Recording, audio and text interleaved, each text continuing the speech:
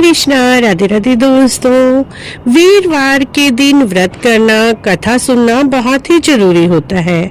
वीरवार का दिन गुरु भगवान का दिन होता है, बृहस्पति महाराज का, और माता लक्ष्मी जी और बृहस्पति जी की कृपा प्राप्त करने के लिए, अपना जीवन सुखमय बनाने के लिए एक बार कथा अवश्य ही सुने।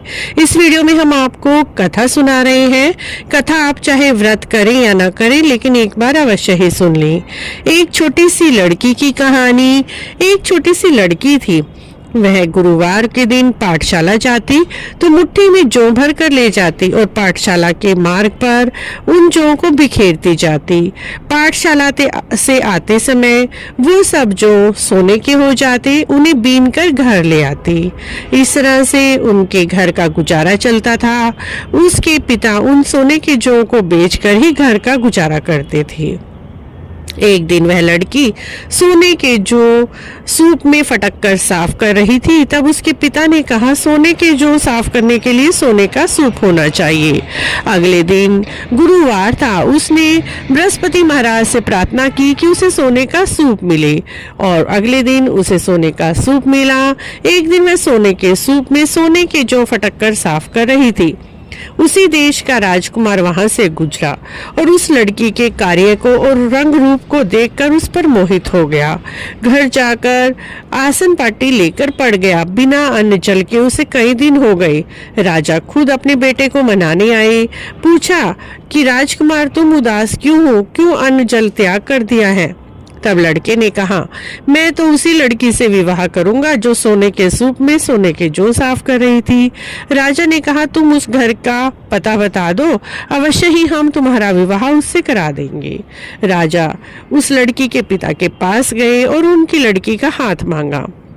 ब्राह्मण देवता ने बड़ी खुश होकर राजकुमार से अपनी लड़की की शादी कर दी। लड़की की विदाई होते ही उनके घर दरिद्रता का निवास हो गया, क्योंकि वह तो लड़की के भाग का ही खाते थे। गुरु महाराज की कृपा से ही उनके यहाँ धन था। काफी दुखी होकर पिता अपनी पुत्री के घर गए और अपनी दयनीय दशा बताई।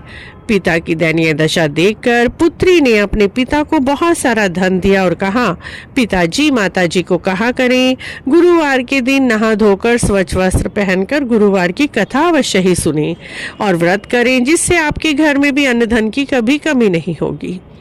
पिता पुत्री द्वारा कही बातें अपनी पत्नी को बताने लगा, लेकिन पत्नी की बुद्धि में कुछ ना आए। उसने तो सुबह उठकर खाना खा लिया, ना कोई कथा करी, ना ही पाठ पूजा की। अब फिर से थोड़े दिनों में उनके घर धन खत्म हो गया। दोबारा पिता पुत्री के पास गए। तब पुत्री ने कहा, पिताजी आप मेरी माताजी को यहीं ले आए और मैं अपनी माँ को खुद ही समझा दूंगी। तब पिता उसकी माँ को लेकर पुत्री के घर गए। पुत्री अपनी माता को समझाने लगी, लेकिन माता की समझ में कुछ न आया। एक दिन पुत्री को बड़ा ही गुस्सा आया और रात को उसे कोठरी में बंद कर दिया। सुबह नहला धुलाकर स्वच्छ वस्त्र पहनाकर पूजा पाठ कराई, कथा सुनाई, जिससे उसकी माता की बुद्धि भी निर्मल हो गई। वह भी हर बृहस्पतिवार को कथा करने लगी, पूजा पाठ करने लगी। उनके घर भी अन्न धन पुत्र की प्राप्ति हुई।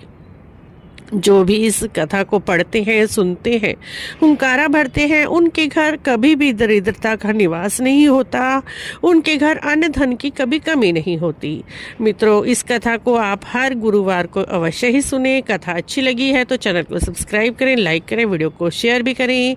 कमेंट बॉक्स में जय बृहस्पति महाराज अवश्य लिखें।